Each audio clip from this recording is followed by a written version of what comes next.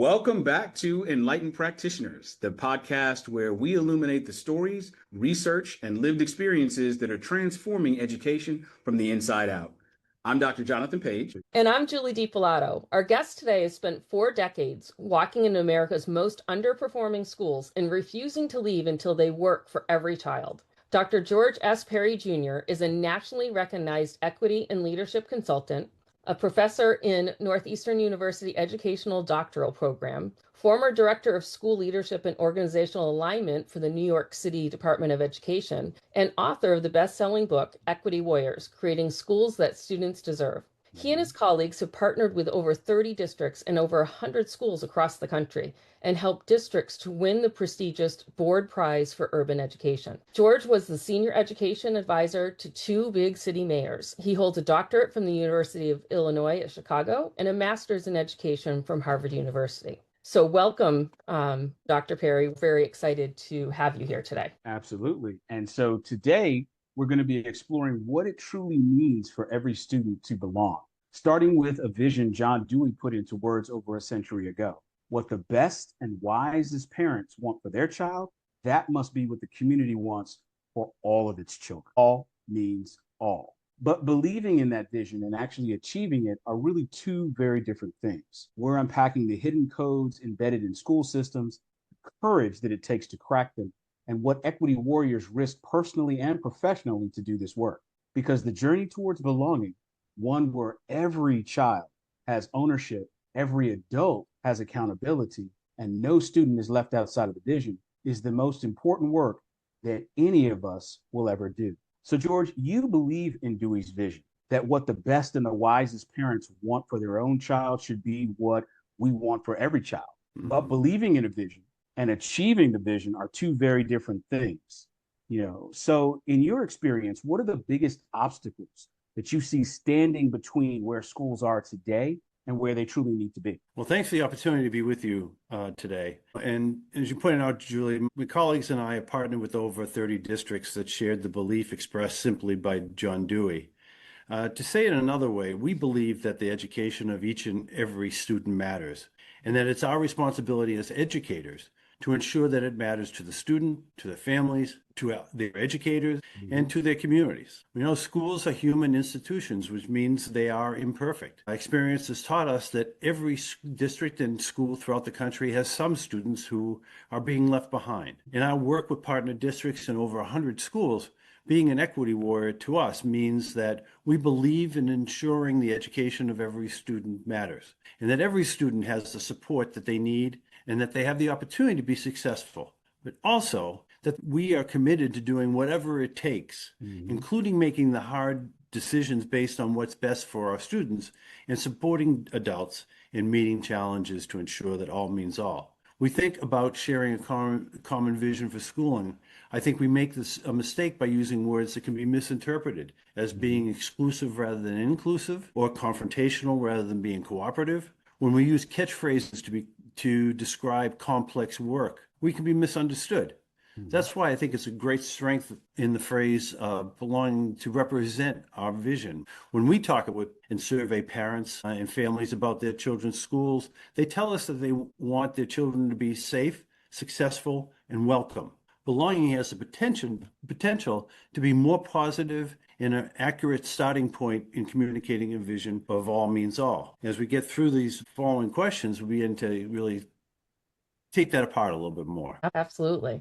Thank you so much for sharing that, George. Words do matter. And one of the things that I'd love to hear from you is, how does the language a district uses in its mission statement either invite or quietly exclude certain students? Yes. Good. So let's go a little further. Most districts and schools have a vision or mission statement designed to guide their organization. It's intended to be aspirational. In order to know who we want to be, we need to begin by gathering data to know who we are. Who are our students? Who are our administrators, our teachers, staff? Who are our families? Who is our community? And knowing our data helps us understand the work that we need to do. Next, we have to have an honest appraisal of our systems and structures. Systems are the ways that we do the work. They include policies, practices, rules that we live by. Structures are the ways that we are organized to do the work. They include reporting structures, staffing, support structures, work teams. Every district and school, by their systems and structures, tell their story, whether they recognize that they are telling a story or not. And the story they tell is, this is the way it is here. It's their reality. But families, students, teachers, administrators, and increasingly through social media, the community, know the stories of their schools and their districts. They know what's good and what falls short. Sometimes the district and school stories are not consistent with the espoused vision or mission. When the story is that the school or district does not care about students or about students who have share particular characteristics, it becomes a hopeless place where everyone goes through the motions until they find a better place to be. Belonging is the opposite of not caring, and it is a great starting point for a district or school to begin to rewrite their story. Absolutely. Definitely. So one of the things that you mentioned in your book, George, which I found fascinating, was where you talked about adaptive and technical approaches to belonging. So what I would love to know more of is, what's the difference between an adaptive challenge and a technical one? And why do so many schools treat the adaptive problems as if they're technical? Well, thanks, Jonathan. Yeah, it comes as no surprise that our human institutions fall short of our aspirational goals. When organizations do not regularly evaluate their progress toward their vision and mission, then the statements lose their meaning and they become just a bureaucratic exercise. So let's just say that everyone agrees with the vision. There are processes in place to measure progress, and there is even agreement that they're falling short. What can they do? Well, Heifetz and Linsky describe two types of challenges to organizational change. They're technical and adaptive. Technical challenges are those things we know how to fix with existing knowledge and practice. They can be complex, but we can adjust systems and structures to address the challenges. For instance, we can create schedules that give teachers more planning time. We can create extra learning time for students who need support. The other types of challenges are adaptive challenges, which concern targeting and shifting the fundamental and deeply held beliefs that drive the practices of individuals and organizations. Adaptive challenges require shared commitment to processes that build on a school's strengths and that examine and continuously monitor practices to ensure that they are consistent with their espoused vision. Addressing adaptive challenges is necessary if we have any hope of creating belonging. Absolutely. And for those of our listeners out there that maybe are not as looped in to this type of conversation as we are, we've talked a lot, the three of us, before. Can you just share some examples of what you're talking about, adaptive versus the technical? Absolutely. Yes. Sure. Special education service delivery is a great example that has both adaptive and technical challenges. Special education, as you know, is designed to ensure that students with disabilities receive specialized services and supports to reach their full potential. My colleagues and I have partnered with districts willing to take a hard look at how students are identified as having a disability and whether they are receiving the necessary and appropriate services. In almost all situations, there are technical and adaptive challenges. The technical challenges include whether there are systems and structures in place to ensure that students receive the necessary supports in the general education classroom before a referral for special ed services is initiated. We know that in districts across the country, 20% or more of the total enrolled students are designated as having a disability. It shows that students with social economic challenges, Black and Brown students, multilingual learners, are identified with learning disabilities at higher rates than other students. Deming reminds us that every system is perfectly designed to get the results that it does. So, if the general education system is not meeting the needs of 20% of the students, we need to ask why that is. Before a student is referred for special education services, we might begin by asking, has the student participated fully in a general education classroom? Are there barriers to the student's participation, such as attendance or transfers among schools? Are teachers well prepared to meet the needs of diverse learners? Are there tiered systems of support in place before students are referred? The answers to questions like these help us understand whether our systems have technical challenges in being able to correctly identify and serve students who have disabilities. We have found that there are adaptive challenges present that stem from how we feel about the results of our current system. If we don't utilize all possible resources to serve students in a general education classroom, are we sending the message that some students don't belong? Depending on how it's handled, maybe yes. For example, Some schools hold themselves accountable for all students in their building. Unfortunately, we know of other schools that house students with disabilities but don't own them. They refer to them as not their students and pass responsibility for students to the district. I'm not saying adaptive challenges can be addressed easily, but if we don't address them, our ability to serve students does not change. Right. We know we can do better. We have some great examples of schools that are fully inclusive and the results that everyone benefits. We can learn from these. Absolutely. Absolutely. And what I love about that is really what you're getting at is identifying those gaps. Because to me, it's startling to hear that statistic, that 20%. So we're talking 1 out of every 5 students, Right. Is affected, And so, as classroom teachers, I know sometimes you feel, a little bit trapped in knowing what you can do when you have 30 plus students in your class. I always think, and I guess it's because, I have a personal connection and relationship to students with disabilities, but that 1 in 5 to me just doesn't seem like it's acceptable. And so how do we really, and this is what I think we'll get to certainly later on in the questioning, is how do we address those disparities? How do we really address those gaps? How do we make a difference so that no child is left behind, but every student feels like they belong? Absolutely. And we see students that have interrupted learning, either because they're coming from another location, either within the United States or outside of the United States, where they didn't have access to education like it is set up in Massachusetts or other states in the country. And that might not be a special education problem, but it still is a problem, because they are lacking those fundamental skills that have been built up for other students. And they're coming into a setting where, students are already, their foundation's been built up here, and the other students' foundations, it's lower. But just to say, well, it's a learning disability or they need to be in special education, it unfortunately, because programs are not in place, that seems to be where they go. And I think that's really identifying that. I like what you were saying, and it's a gap, as Jonathan said, that we need to really address. And I agree with both of you that there's a gap that's actually growing. We've seen the results from the COVID experience where children are coming to schools with different set of emotional and social needs that we haven't experienced before, right? So, and this is nothing new in education. We've had waves of students coming in with different kind of challenges that are based on, just in society or economic shifts and that sort of thing. But this one is when we don't, as both of you said, as we don't have the systems to address them in place, then we defer to what we do have. Right. And that may not be the right match for these students in being able to be successful with them. Right. 100% agree. Indeed. So, one of the things that I absolutely love, in thinking about education and thinking about pedagogy is this sort of idea of culturally responsive and culturally sustaining education. And in your book, you talk about culturally responsive and sustaining education having 3 elements. Could you briefly kind of share with us what each of those elements are, and which one do you think schools most often skip or underinvest in? Sure.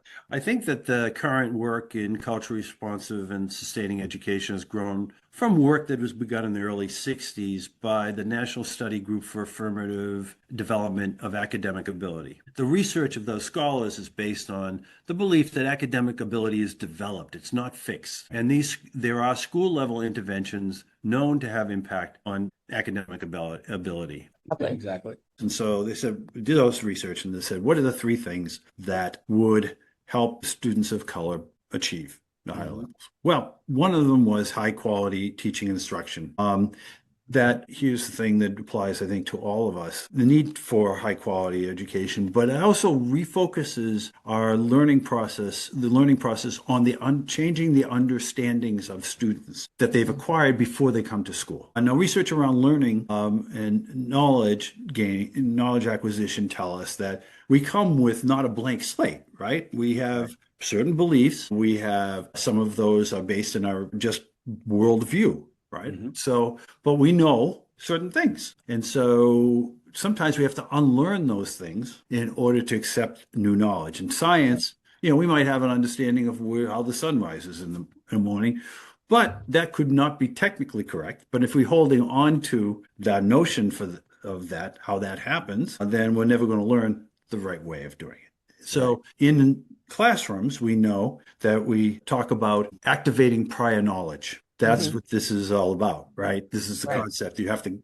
get it out there. What do you already know? And then do we have to help you with that understanding? Because if not, it blocks learning. And we've been in classrooms where students will argue with teachers because it's just not that way, especially in the sciences. Okay, so that's the first piece.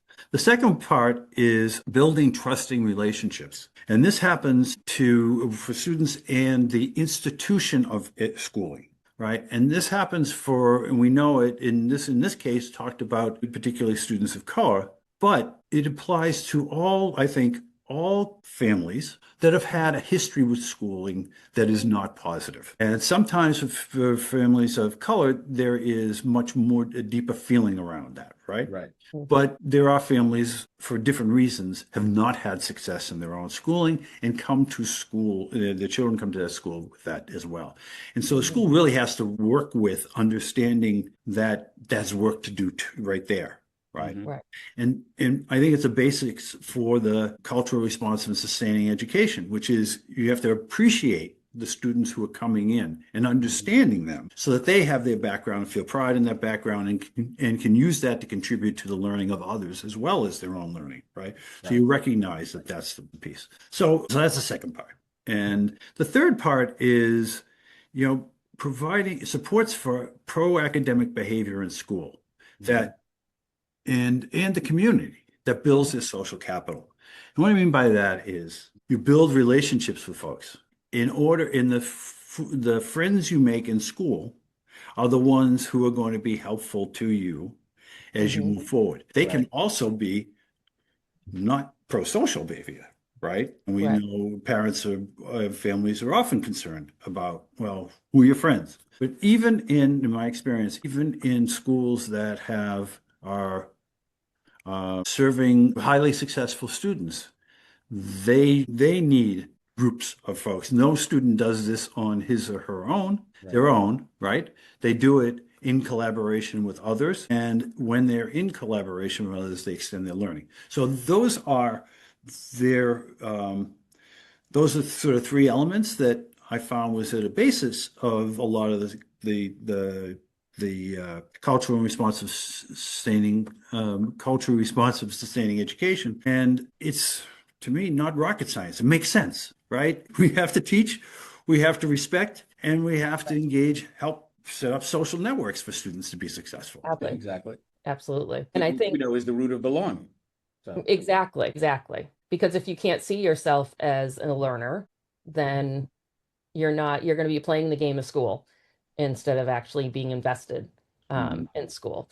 And I think that's one of the things, being a math science teacher at the middle school level. I'm not sure how many conferences I've went to in the last 17 years that were, well, our family's just not good at math. No. That's why they're not doing well in math. We're not good at it. And it's this like self-fulfilling prophecy.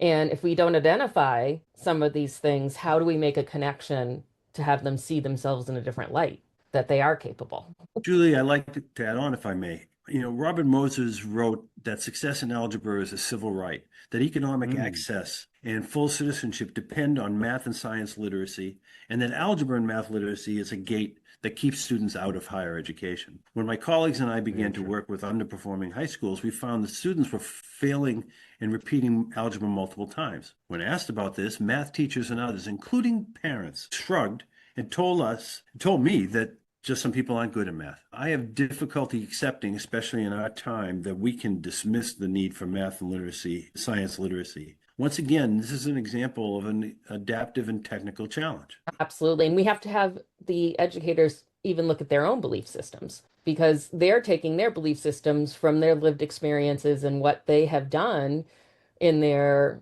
pre-service education, what they've done with past years. And it's something that I think that critical reflection has to be there also. That needs to be the culture. That needs to be part of, let's think about what we actually believe in order to really get to this really sense of belonging. And that's the sense, because when we tell students that not everybody can do this work, then it means they don't belong here. Exactly. Exactly. And I don't need to try because I'm not going to be good at it anyways. And Right. what it does, or what it sounds like, to me, is that it helps to really create some of those achievement gaps because sort of expectations are different. The Right. application in the classrooms is different. And so I know in your work, you've done a lot looking at sort of closing that achievement gaps. Have you seen things that schools have in common, with those who've been able to sort of close those achievement gaps, which is versus those who are still struggling with those? And is it leadership? Is it culture? Is it a particular practice that folks are or not engaging in? So kind of what do you see maybe is that through line to all of that? Yeah, of course, it's different in every place to some degree. There are things to look for, and certainly one of the things that where I have seen it been successful, where people have really um, been successful in over time improving student achievement, is focusing on solid practice, like the ones we were just talking about. But and doing that in creating a culture of inquiry. The time we have, there's so much pressure on teachers, there's so much pressure on students, there are pressure on certainly administrators, and to go at it again by saying you're doing the wrong thing, you're not being successful, you are not doing your job, you're not doing it well. These are not things that help. Right. You have to create first for me, setting the expectation of what is your vision for this? What is this that you want to achieve? What is this Right. supposed to look like? Mhm. And that takes leadership, that takes both understanding who's the data that you have, and then putting together what is your narrative. What story do you want to tell about this Right. place, this school, this district? And then begin the process of moving to what do we do well? What have we done to the scene to make a difference? And focus on some of those things. Equity warriors we identify throughout all the domains of work that we can talk a little bit about that too. But the 69 moves, we have identified things that our colleagues from these schools and districts where we've worked have used and found to be successful in increasing in student achievement, social emotional development. But the 69 are not a prescription. Some things that if you look at your system and say, oh, yeah, we used to do that. Yeah, we did that. And we know how to do that. Well, Right. okay, so how do you then begin to use those through your own assessment to say, let's not reinvent the wheel. Let's go back to what we know is right. How do I support you in being able to do that? Some of the teachers who might be and administrators might be new. Those are the leadership moves that people need to make. And then how do you do that? Well, instead of doing it through pushing people into it, you create a culture of inquiry where everybody is a learner. The students are a learner, teachers are a learner, administrators are a learner. And how do we apply our knowledge and begin to ask some questions about what's happening? And we've seen some great examples of that where schools would have teachers set up master classes where they are mentor teachers. They are allowing people to come into the classroom and see their practice and talk about it. And we can get into a little bit more of that. Absolutely. I mean, there are so many good things happening in education. I think a lot of times we just look at the negative portions of it. But you're right that everywhere you go in every school you go into, there are good things happening. We just have to amplify that. We have to bring it into the culture and allow people that have not experienced those things to be able to go and see it happen in real time in front of students and see the response. Absolutely. And you're right. I think we do tend to look at the negative, a lot more than some of the positive and the affirmatively good things, that we're doing. But I think we have to, at the core, still look at how we are failing, in certain ways. And what I loved about Equity Warriors is when you were talking about understanding how to crack the system and really sort of delving more into how schools fail. And I found that to be fascinating because I never really looked at it like, ooh, there's a particular code that we're all sort of, that's embedded in what we do, is sort of that hidden curriculum sort of thing. But when you talk about sort of cracking the system's codes. Can you say a little bit more about that? Can you explain, for our listeners, who parents, community members, school board members who may not be familiar with sort of the educational language and terminology that we use, like hidden curriculum and such. Can you kind of share with us what that system code is in plain language, and then sort of extend it, if you can, to give us an example of how a code may be operating in school that most parents would never know to look for? Okay, great. In Equity Warriors, we did some things that made it maybe a little complicated, but that's the system, right? So first, we identified sort of three areas that are part of these systems that work. The first, they're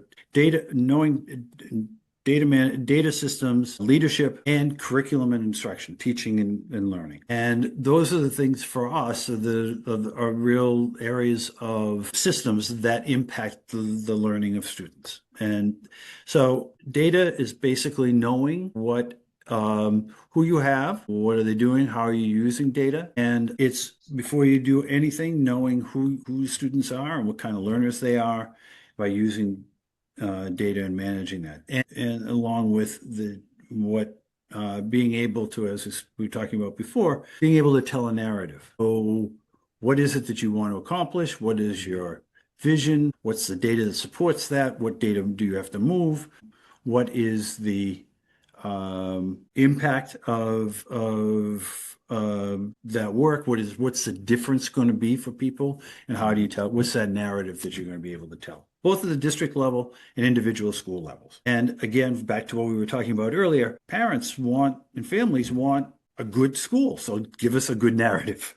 What is it that you do well? Or if it's not quite there yet, be honest about that and say, this is where we want to go, and be part of that. Okay. So the second part of this is leadership. And we focus on the term we use is value enhanced leadership. And basically, people have different terms for it, but it has three parts. Folks, leaders, and that involves everyone in the school. Leaders live their values. They have courage to name the problem. They confidently stand up for their beliefs. They have perseverance to stay the course through certain opposition when challenging the status quo. There is always going to be pushback. And they have the will to act on their beliefs. So, and we make a point that will is different than courage. You can have courage, but do you have the will has to be measured and clear, right, and using what we call political capital to enhance your aims further. So how do you build on success, frankly? And you can do that by acting in ways that are consistent with your leadership, but not to the point where you get to ignoring the situation in which you're in. And then the third area is the teaching and learning, and the things that we know work in classrooms by knowing students and knowing the work in your assets and starting with your assets within the school. In each one of those areas, there are, again, sets of tools that we can use to further the data collection, telling the story, using leadership, and improving teaching and learning. And we describe those as politics, diplomacy,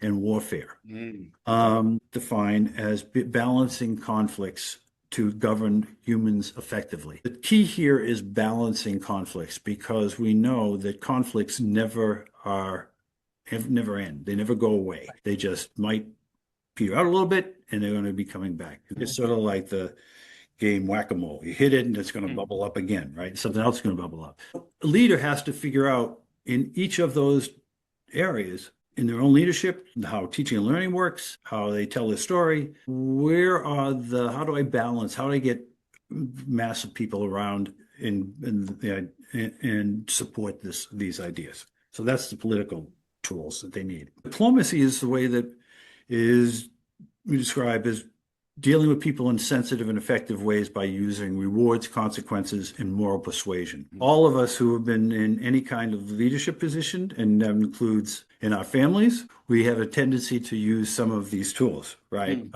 We reward certain behavior. We have consequences for certain behavior. We try to bring this is why we do the right thing to certain behavior. And so all of those are really transactional. And we do that. Most of us have experience of being able to do that. Warfare we define as pressuring people to stop or start in certain ways. The warrior part comes in here, because if you don't have, if you've been successful in politics and you've been able to get people to act in transactions to be able to make some changes, but those, as soon as you take those away, some people won't move, then you've got to do something else. That's the will to move forward in this situation. And there are pros and cons for all of these. And we've seen a lot where a leader will come into a school or a district, and then it seems like slashing and burning and criticizing people and doing those kinds of things are what they think is going to lead to change, and that doesn't work. So it really takes these three elements to be able to do that and balance that. I would just say one more thing about warfare. When we talk about the moves that we consider part of the warfare, they're not firing people. They're not doing things that would harm or disassociate them from the schools. They are things that are maybe a little confrontational. And back in the early days when we started doing this, we even doing walkthroughs in schools, that was thought of, people took offense to that. Teachers took offense. What are you coming to my classroom for? We were looking at this. They were threatened by that kind of work. A lot of the things that we do seem like they're threatening for teachers and students in classrooms. And we have to realize that that happens when we do these kinds of things, and we have to be aware of the consequences for that. So it's in each of these areas, we want to be able to be clear about what's the impact of taking these steps. Absolutely. And I think that it also goes back to, like we were just saying, that lived experience. If they've had a bad experience in the past with some of these actions that are being taken, the leader needs to also be able to frame it correctly and be able to move forward with that. When does a leader know it's time to move from that diplomacy to a warfare kind of environment? And is there a risk of maybe getting the timing wrong on that? Yep. Simple answer. So, for the leaders that I have seen, and chime in, please, because you've also been leaders and are leaders. So, and talk about your own experiences with this, and the people you've seen around you. I think that, a lot of it is tone, meaning not only in that moment, but how you set the tone for the work that's going to happen. If you are creating a culture of inquiry, if you are honestly saying, we have values here, and part of our values are that this is a community and we're all in this together.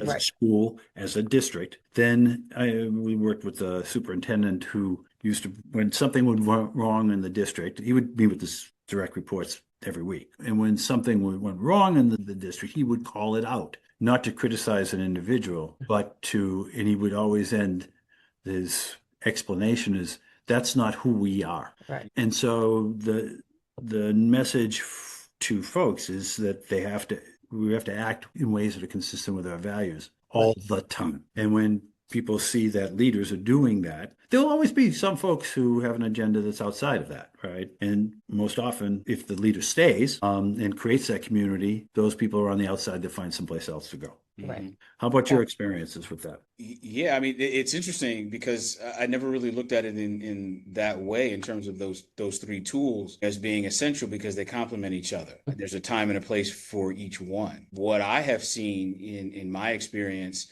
is that most of the school leaders that I worked with had a default of warfare, and they approached everything that way, that we have to change, and this is what we have to do, and this is who's at fault, and this is who's to blame, and the data shows this, and the test results say that, and so we have to do this, that, and the other. And so there wasn't a lot of diplomacy. They weren't really understanding the politics that were at play, not only in the building, but also in the larger community. And so that was sort of the default, and the result was, there was a lot of discouragement. There was a lot of sort of frustration, folks feeling like, wow, am I really incompetent? Can I not do the work? And so when I think about that, is there, in your experience, a default that a lot of school leaders fall to? And is that usually the right choice? Because in my experience, the warfare never was, because it wasn't put in the proper context. I just think reconstitution of schools. That was something that people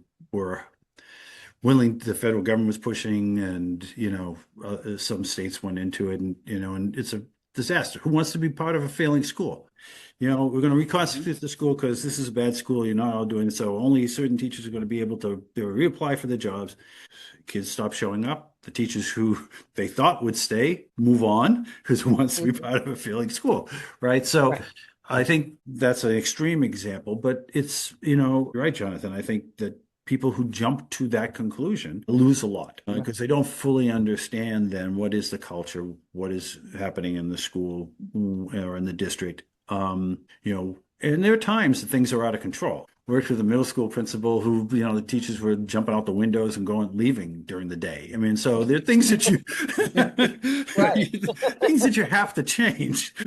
Absolutely. And I think I had an experience like that where we had new leadership come in and there was a lot of trauma responses from staff because of the, I wouldn't even call it leadership, the management from like many years prior, where it was always put the blame on the teachers. And when new leadership comes in and they haven't experienced that themselves, they try what they have tried before, oftentimes that has worked. And at times it can backfire. So they can start off with this politics, the diplomacy. When they approach it and not understanding the situation or saying, you know what, that's gone now. Those people are gone. We're starting anew. Forget about that.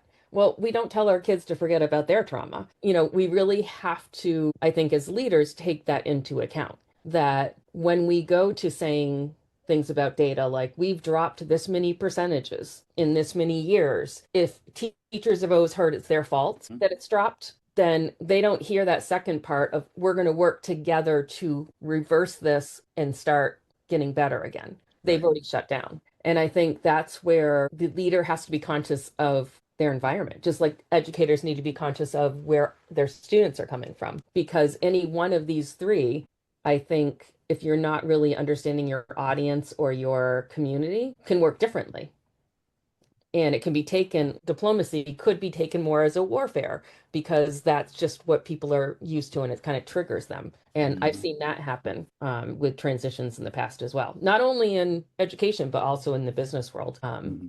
It definitely, you have to, just like your, you know, your students, you have to really understand the history, the lived experience of that building or district. You know, for me, the equity warriors, by definition, why do we use the term? Well, you know, we start with equity because we want to be clear about what we want to accomplish, right? That's our vision. The warrior part for me has represents a commitment to realize that there is a lot of work that needs to be done, and you have to be brave and committed to doing that for the long term. But message within the equity warriors has been that that's cautionary because you have to be careful about when you do something that is extreme because you can't get out of it. And that's not to make a parallel or any kind of connection with what's happening recently, but you see that's the nature of warfare. Warfare doesn't fix anything. It destroys and then waits for the next thing to happen, which is diplomacy and politics. Right. So it is not. I'm not making a one-to-one comparison, but I'm just saying that's the message that we try to keep in mind with this. That once you cross that line with a teacher, with the school, with the community, it's hard to come back. And we see a lot of people making that mistake for the right reasons. Yes. Right. Yeah. Absolutely. But you know what's interesting, George, is when I think about how you are defining the equity warrior, having courage and will and commitment to do these things, at the core of that, I think equity warriors are change agents. And when you're a change agent, you have to go about it in some way, building the culture or reshaping the culture. But what I'm really curious about and what I've seen in my experience, you know, and I want to hear your perspective, is when we have these equity warriors going into these situations in schools, why do the same problems seem to keep repeating year after year, even when the leaders are so well-intentioned? I agree, Jonathan. You know, it seems to me that the same problems repeat because there has not been a change in the culture systemically. My colleagues and Okay. I became partners with schools and districts that shared our aspirational vision for schooling and made a long-term commitment to culture change. We've had the most success when we're able to work concurrently with the school board, superintendent and district leadership team, school leaders, and teacher leaders. The tools we use are to provide confidential and strategic coaching Mm-hmm. and leadership development. But most importantly, we were able to help communication flow across levels of the organization. Mm-hmm. I brought that thinking into when writing Equity Warriors. Typically, books about change and leadership development and education are segmented and keep district, school, and teacher leaders separate. Mm-hmm. I know it's important for leaders at all levels of the organization to understand the roles and responsibilities and dispositions of leaders at different levels in Mm-hmm. order to be able to engage in meaningful dialogue. They so to help encourage cross-level dialogue, Equity Warriors has 6 analogous chapters. 3 Mm-hmm. speak directly to school board and district leaders, and 3 speak directly to school and teacher leaders. To shift practices, it's important to know your audience. Absolutely. Absolutely. If you're a district leader and you think you're going to come into a school and add some value to what's been happening by telling people, school leaders, what they need to know, the school leaders are going to be listening and be waiting for you to leave so they can go on and do whatever they really do when you're not there. The trick is that those district leaders were the same school leaders that did that and now don't understand that they're making the same mistake that that were made to them because that's what they think their role is. We have to really have more conversations, more focus on what is our role, what are the limitations, what's working, can we provide stable and consistent leadership, and can we build alignment and coherence around the work that we're doing.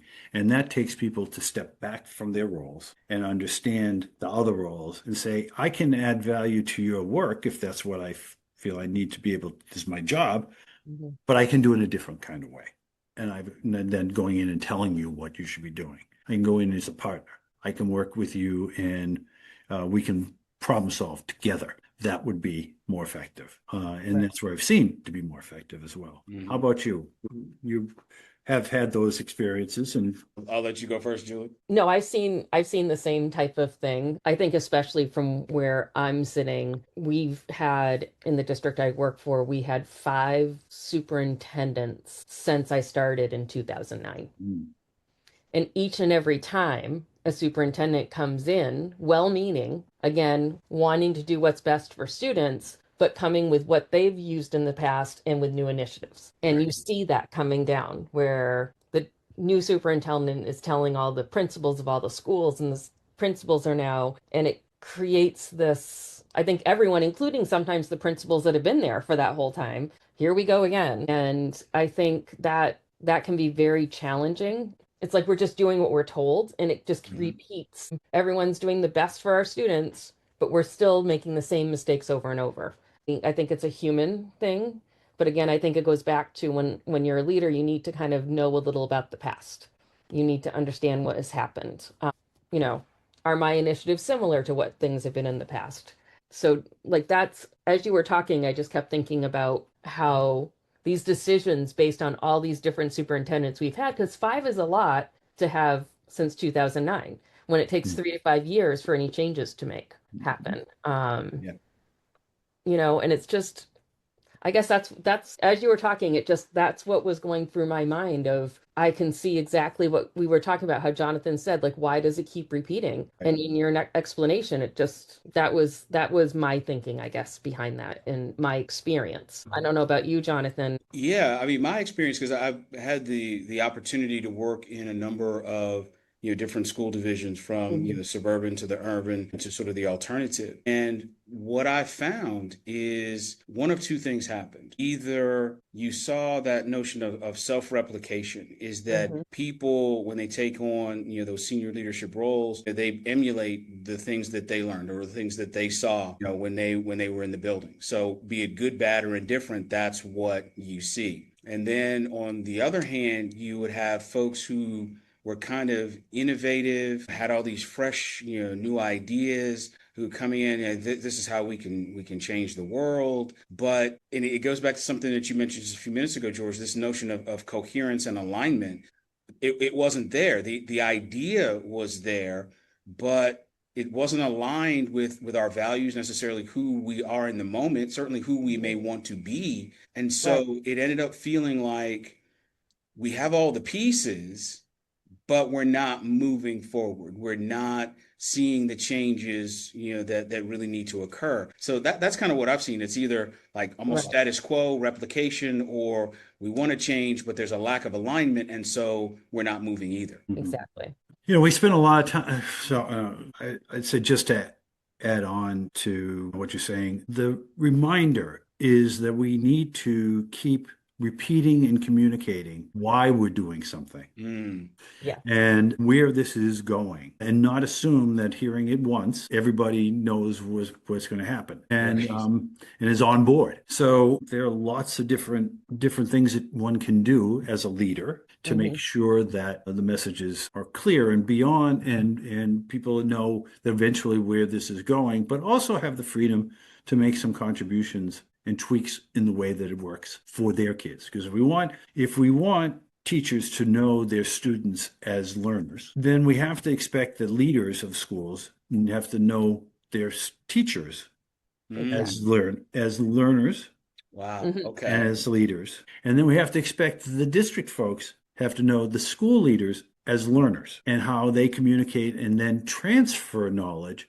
into their own leadership practice. Wow. You know Okay. what? So, Yeah. all right, mind blown. Never really looked at it from the perspective of administrators, leaders need to look at their teachers in the same way that teachers look at students. And I don't know that I've ever experienced that in any real sort of functional way. But what I have observed, and Julie, I'd be interested to hear your perspective as well, is that I've never been a school administrator. When I was in the K-12 setting, I was always in the classroom, as a teacher. And what I experienced was, and what I observed was that teachers are most often the people in the building that are the most burned out. And so when I hear you talking, George, about the perspective that leaders need to take, how does sort of that equity warrior who's a leader, how do they build that collaborative, equity-focused culture within the school that doesn't contribute to educator exhaustion, that you're not continuing to pile on with this is the next thing we need you to do, which just exacerbates the burnout? Absolutely. And you know what? I think from being not only from being in my district, but talking with friends I have in other districts at conferences and things like that, one of the things I hear all the time, and I've gone to like PD conferences where they were national conferences for science or math. And what I continually hear is we do so much and differentiate so much, and we meet our students where we are, but the PD we're provided is one size fits all. They don't even bother to find out what we know. And Right. that I think is something that it makes a teacher feel less than, that they're just a number, that they don't belong. I sat in one PD one day that I had done a whole section on my dissertation for. And I'm like, what else could I have done? Could I have shared some of my knowledge with someone else? Could I have gotten knowledge from another teacher? Could I have, done something differently that would have been more meaningful? And I think we're asking a lot of educators, and Yeah. we're not necessarily making them feel that they belong or giving them that sense of I'm a professional and I can help direct my learning. Right. And to kind of to build onto that, something that I heard a lot early on in my teaching career was we always had administrators that would say, we want to take things off your plate. We understand that you're busy. You have standardized tests that you're preparing. You have these standards of learning, that you're engaged with. So let's just be more intentional and let's take things off the plate. But the end result was, no, they just gave us a bigger plate. Right. And, surreptitiously, more things got added and added and added. And again, the result is still sort of that burnout. Absolutely. Absolutely. And the professional development to me is very personal because that was part of my research. I actually created educator-led professional development. And I can see from being in that quasi admin role of being a grant manager for a year, I saw there are budgetary constraints. There's a limit to administrative roles as well. So having professional development that actually aligns with everybody's needs, how do you support that financially? Who's Right. the one overseeing that? Who's looking at the data? Because, and I think maybe if educators realized that, maybe it wouldn't feel so personal. But again, not knowing the why behind it. It's much easier for a district to hire someone to come in and give professional development on one thing to everybody. It's cheaper that way. There's no administrator that needs to be looking. There's no leader that needs to be looking to see who's meeting the different requirements for the different type of PD. So business wise, it makes sense, right? It's that technical. We're making sense of things, but we're not really meeting the needs of everybody. And I'm sure that goes for administrators. I'm sure they're not getting the professional development they're looking for because again, who's the one in charge of that? So we understand as educators, our students, building administrators need to understand the educators. The district leadership actually has to know their building leadership and their teachers, as well as the data that surrounds their students. So let's circle back to, and I want to bring it back again. So yeah. let's circle back to the beginning. When we started talking about schools, belonging in schools, maybe our mind was we're talking about students. If we stop at that, we will never get to where we need to go. Exactly. So when we talk about a cycle of inquiry, a culture of inquiry, we're talking about how people learn and how they engage in learning by taking responsibility themselves for leading that learning. Leading that learning can be, I need to know something. I need to know how to do this better. I need to know how to do this. I need to be able to think through what you're asking me to be able to do. I need to connect with students who look different than me or may not be responding to my work with them. In whatever way, right? And so I do that by asking questions, and then I ask questions of what I need to know, the questions I need to know. That changes the system of beliefs within the school's organization, which is something that can be really lead to significant change. And I give you an example. There's a woman, Christovani, who writes about how to help adolescents who don't read, how to help them become readers. She talks about fake reading, where they can get through the motions, but they really don't have any comprehension. They don't have the skills of being able to do that. So we took some principals that we were working with in one part of the country, and we went over to see her. She comes into the class, into this, and she has about 20 visitors, and all who have paid contributions to the school to watch this happen. She invites us into the classroom, but before she goes into the classroom, she explains the two classes we're going to see and what individual students, what groups of students are doing, and then says, watch for this, watch for that. And you can talk to the students. They love having people come into their classroom and makes them feel important. So great. We go in. We spend 2 class periods watching her interact with students, talking to students themselves, watching students interact. Great. She brings us back at the end of it. And she sits us down and says, okay, tell me your reaction, what you saw today. And everybody goes around the room and we talk. During that time, she took copious notes. She told people when we left, thank you for helping me learn today, because you saw things that I might have missed. Or maybe just validate what I have seen. And that's important to me as a teacher. When you get to that point, so we've done that with some of the schools we worked with leadership teams, school leadership teams. We say, what do you need to know? And we spend a lot of time, because admitting what you don't know is scary.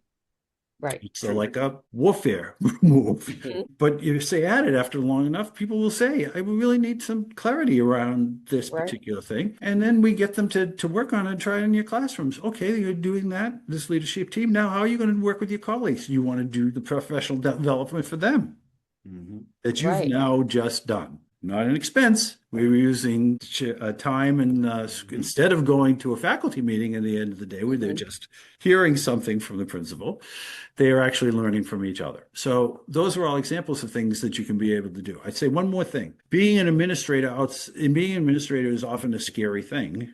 And probably not for you, Julie and Jonathan, but I would say this. Some folks at the district level, because they don't know what they should be doing and don't know exactly how to do it, they've lost the protection of what they've learned from being in a school. It can be pretty scary for them. So they fall back on what it is that they always have watched other people do. And so you might think, wow, these people are in positions of authority. They might be able to change the rules a little bit, but frankly, they think they're most vulnerable. Right. So, helping them think about what risks they can take, what things that they can do. When do they speak up? When do they just say, okay, I want to be able to do this. How would you like me to be able to do this? Right. How can I be helpful to you? And so we have to think and know the roles people have, but also who they are as individuals in order to be able to do that. No, definitely. It's building those relationships, which we talked about way at the beginning of the conversation is, you don't want a superintendent that everyone just knows as being downtown in their office. Right. They have to be part of the community just like everyone else. Absolutely. And it may feel like we're shifting gears a little bit, but I think there's a through line to it. We're still talking about that idea of belonging, and how can we think about achieving belonging, in a world that is increasingly, polarized. And so we know that there's we've seen it. There's a war on education, right now. And we're living through that moment of intense polarization around education, determining what gets taught, how it's taught, who gets the resources, whose history gets to be centered through it all. And so as we're kind of thinking about that, with that lens, how do equity warriors then sort of navigate that climate without losing their focus on the students who need them the most? Right. Well, I'll start. I think that one of the things that we have to recognize when we're trying to balance conflicts is to understand that we are fundamentally a competitive society. And schools and the history of schooling has been one that reflects that competitive society. Competition is a great thing when it helps us to excel beyond what we might do otherwise, right? And we've seen the opportunities for people to advance their livelihood, their careers, and everything, and it's all based on a competitive system. Okay. So you don't have to change that as a district leader, as a school leader, but what you can do, I think, is embrace it and say, okay, how do we want to, what are the tools that we can use to sort of get people engaged and see the benefit of really focusing resources and not being polarized and not saying it's just my child and I don't care about whatever happens to anybody else. And so, there are school districts. One of it is looking at money and resources. How do those resources get spent? Do they focus on the most vocal, influential families who can, be clear about what they want and have power to, exercise on that, and resources. I mean, just being able to bring social capital into a thing. Or do you take that social capital and say, how can we get that to work in ways that would be advancing what we want for all kids? A good example for me is the universal pre-K that started in New York City. It's the advantages of pre-kindergarten, and I know that still in parts of the country, kindergarten is not required or available to a lot, right? Right. So, and we know that the research will tell us and the experience will tell us that students who come better prepared into kindergarten, first grade are having more success right at the beginning and maybe even long term. So the example from New York was, and there have been other places have tried this too, which is to make it universal, which makes sense if you can do this, that everybody gets it. And when everybody gets something, it becomes not a privilege, but a right. And so you have families who, with affluence, say, well, I could afford to send my child into a pre-K program, but this is free and they got good teachers and good curriculum, and that's what I'm going to be able to do. And the parent who has no other option gets the same thing. And then it becomes a right that everybody should be getting that. And so we can begin to look at other things as well as the system goes. How are we spending money? Who gets resources? If we hold, an example from Montgomery County, Maryland, a few years ago, if we hold harmless all the services that the most affluent families and privileged families are getting, and then we add more resources to the folks who are not getting that, is that a compromise? Is that can we resolve some conflicts in that way? So just a couple of examples of ways that we can think about where we can always create opportunities for folks to say, I get this because everybody should get this. Yeah, absolutely. Absolutely. And so a lot of times families are not, like you said, people that can afford a private pre-K can, but a lot of the families that can't afford it might have limited education, at least limited education in English or limited education themselves as adults. So they aren't doing a lot of the things that maybe the more affluent families are able to do or are hiring people to do with their child. And I think I love that idea of taking it from privilege to right. However, how do you deal with that feeling of some people of like, well, I'm losing, because everyone's getting this now. Mhm. I'm losing some of that advantage or some of that extra that I can give my child because I can afford it. How do we balance that so that people aren't feeling they're losing something when we're really just trying to, like you said, level the playing field to make the playing field equitable? Absolutely, particularly when you think about the educational landscape seems to be now more of that deficit model thinking, that if somebody else gains, then I lose, that sort of zero sum Exactly. game, mindset. Right. Right. Rather than abundance, there's enough for everyone, and it's about equity and opportunity. Absolutely. I think, Julie, you asked the great question is how do we sort of advance equity without people feeling like, hey, you've taken something away from me, and I'm now no longer the beneficiary. Right. So, I mean, part of it, I mean, obviously, once again, not us, but this question becomes one of saying, well, how come education has to solve this problem for our society?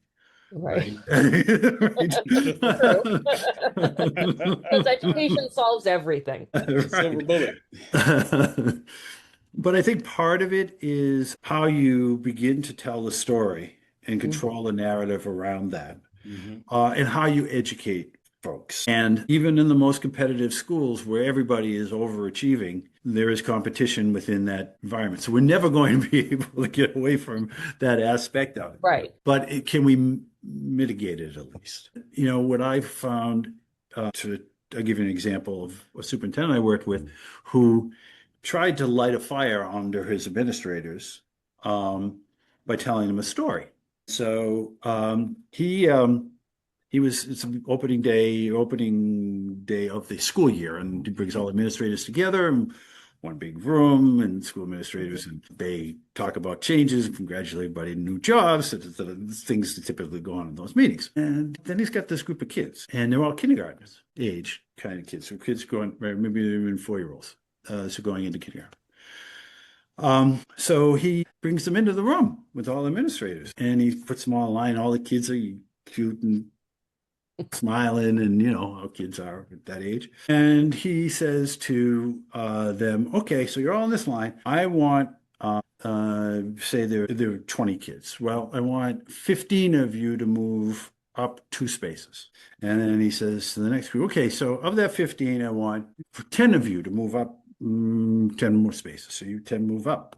And then the next one and so now I want the 5 of the 10, you move up to the next 2 spaces. Thanks for following these directions. This is a great learning experience. Thanks very much. And everybody, the principal's applauding, and thanks very much. And the kids parade out. And he says, okay, let me explain why they were moving forward. In our system, all those children start at the same level, but after the 3rd grade, 3/4 of them are reading at grade level. And he goes on to after middle school, this happens. And then we actually graduate only 1/4 of our students who start at the 1st grade. Wow. So he said to them, when you think about your kids in that school tomorrow, you think about these kids and what you're doing to solve that problem. So putting a name and face on the issue is something, the way that we can touch the hearts of folks to do the best in the job that they can. I think that the other part of it is helping them understand how they can do that. And I find that one of the ways of leveling the playing field with administrators, we do a lot of book groups, shared reading opportunities, right? You bring people together, we all read the same article, administrators or teachers. And so when you read that, what did you get out of that? What is your thoughts? Free flow. It's not a test. Tell me what you think. What's the ideas in that, right?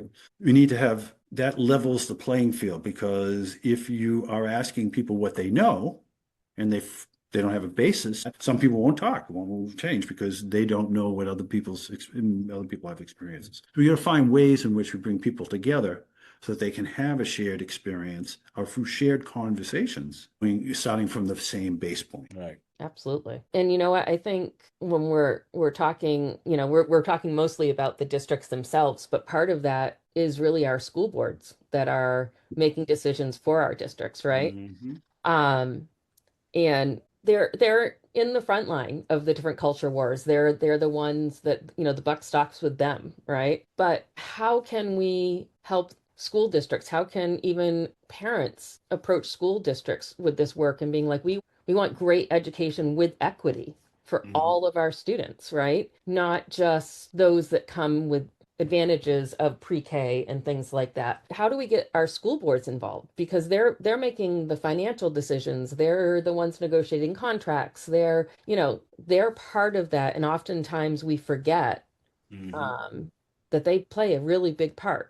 And some of them might not have, a lot of the board members might not have been in education themselves. They haven't been in a classroom, right? So, how do we address that? How do we include those people that are really, they're holding their coins, their dollar bills and the coins, and that the superintendents can then reallocate and so forth. So I didn't know if anyone had thoughts on how do we include those members of the community as well, because they are members that don't often get talked about. Mm-hmm. Yeah, well, we've had a lot of examples of Okay. working with school boards. And, first off, I admire folks who are on the school boards who they come as, especially these days, a lot of personal risk.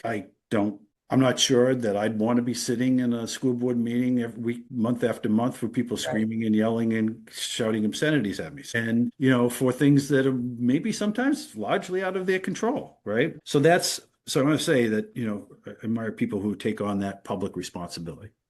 And my colleagues and I have done a lot of board retreats trying to help them think about, their leadership. I would say that most folks take it very, very seriously. There's always there can be, let me say it that way, a very political aspect to their interest in being on board. Politics being their own personal advancement, or politics their own way of thinking. And I think that communities are trying to wrestle with that. And I think that, like our political system, political governance system, we have to figure out whether those we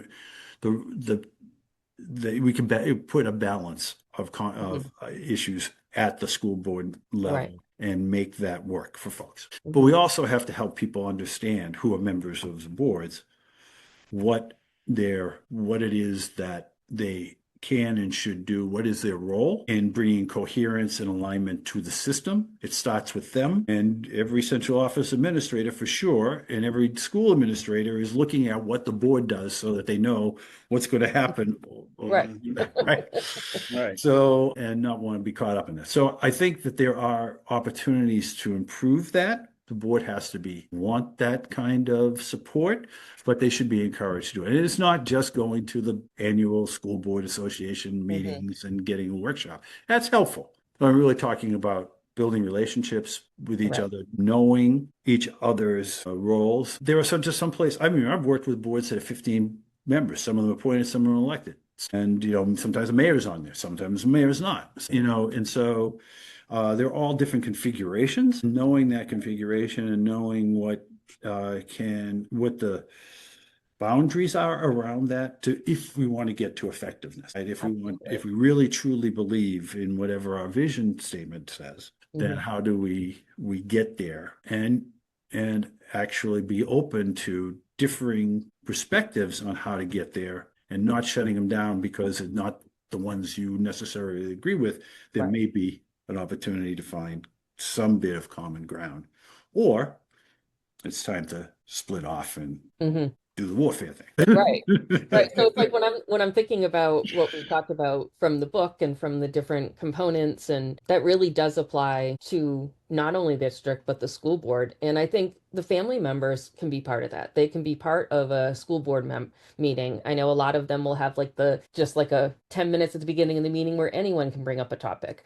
And So I think having the parents that really care about this equity work, building that connection and being able to be part of that and being able to speak and have that, I think that sense of inquiry at that level as well, where, because you don't know what you don't know. We say that Mm-hmm. all the time, right? So I think that's something that we want to make sure as we include when we're talking about a district level, that also includes the school board, the town council, because that's funding the school board. It's really the whole community. We're back to the village, the child's raised by the village. And that's what I see in that respect. Yeah, absolutely. And these are really hard times. I mean, and it's going to be, they're going to have to, school boards are going to be, school committees are going to be making tough decisions. Hmm. Uh, Towns in Massachusetts, for instance, are where they are not getting the overrides and the budget's going to be cut. And other places, lack of federal funding. And everywhere, almost everywhere, is the declining enrollments. And so, and as you know, you can lose 20 students in a small school or whatever, but that's not a classroom of teachers or a couple of positions, right? Because those students spread over the different grade levels. So you still have the same infrastructure costs, even though you have less reimbursement for them. So these are really, really tough questions and a stress on school boards and school committees. So like I said, I admire them doing it. There are times that in boards that I've worked with, I mean, I've worked with a board with one of the members filed a civil rights complaint against the school district. And I said, well, you are the school district, right? So Right. how does that work? Exactly. Exactly. So there are lots of things that go on, I would say, Right. that I wish they wouldn't. But by and large, I think people are trying to do the right, we have to believe that people are trying to do the right things for the right reasons. Exactly. And they need help to figure Right. that out. And we need to give them some patience and Hmm. support in order for them to be able to do that. Absolutely. Absolutely. 100%. So as we kind of ending towards or getting closer to wrap up, I want to kind of pivot just a little bit because you talk in your book about sort of that call to action. Yeah, I know that you use that word warrior intentionally. You yourself are, an equity warrior in the work that you do. But what has been your experience, or what do you say being an equity warrior costs as a person, be it emotionally, professionally, relationally? Because I mean, this is a heavy lift. This is a lot. When you're thinking about re-examining the system and how do we focus on, equity and inclusion and belonging. So what kind of keeps that warrior from burning out before the work is done? Well, the three of us probably can answer that question too, right? I would say for me, education was an important part of my family's belief system, right? I mean, my father was the first generation on one side. His father was not born in the United States, but and education was the way up for him and his family. And I've always felt that it was a place where I could make a contribution, but also something I believed very much in for as an American, as somebody who believes in our form of government and our democracy, that we need an informed electorate, we need an informed society, and education is the way to be able to do that. And we certainly need each and every one of our children to live in that dream, to fulfill their abilities to the best of their best they can. And so that's been my inspiration. And periodically things get very disheartening when I see things that thought were going to happen and come down for really reasons of somebody's personal gain or just it was too hard. And we're humans. A lot of people just mess up, which is so it's really unfortunate. I think that though, I've done some work in the past with new teachers, people just entering the profession. To a person, sure, there's some people who thought they entered and it was for the summers off, but they they find quickly that that's not that's not anything to be. That's not the payoff. That's not the payoff. And so most of the folks, what has been most troubling to me is to have conversations with them and hear them talk about why they became a teacher, and for them to then to say, I don't know how much longer I can do this because, Right. and whatever those becauses are, right? And we need to do a better job of keeping people both focused and thinking. This is a mission. Teaching is a mission. Absolutely. You have to have the willingness from your heart to do this work for the right reasons. And unfortunately, there are a lot of reasons why people choose not to do it, or it makes it hard for them to do it, even if they were so inclined. So for me and the colleagues that I've had work with me and continue to work, I have a privilege to work with. It's all about, we have an obligation to those people to do the best we can so that they can, provide the schools that students deserve. And so that's why I do it. How about you? I think that, you have to give yourself grace. You can be doing everything and you can be doing it for the right reason. And there are going to be times where you just need to take a step back. You need to give yourself some, self-care, because it is hard work. And I think one of the most important things I've found through not only the whole school changes that I had been part of, but also our doctoral work, is the big thing for me was finding my circle of champions, is finding those people that are like-minded, so that when you are having those moments of, I can't do this any longer, you can have those conversations and it sparks that excitement again. And it allows you to remember kind of the why. Why are you doing this work?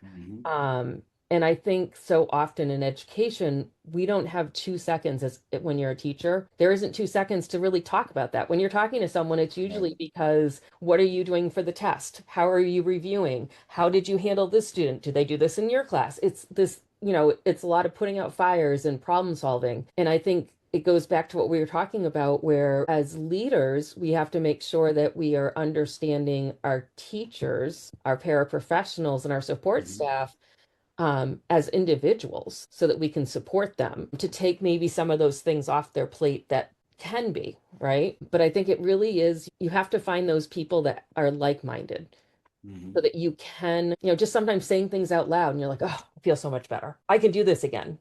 Thanks so much for listening. I think that's my key takeaway from this. And this is, that's what I will give for advice whenever anyone is asking, is talk to someone, say what you're feeling, share what you're thinking, tell them why you want to do this work. That to me is really powerful. It doesn't solve everything, for sure, but having someone to lean on. Jonathan and I have been meeting weekly, basically, for almost going on 5 years now. 5 years. We were able to connect we were very fortunate. We connected second quarter of our journey.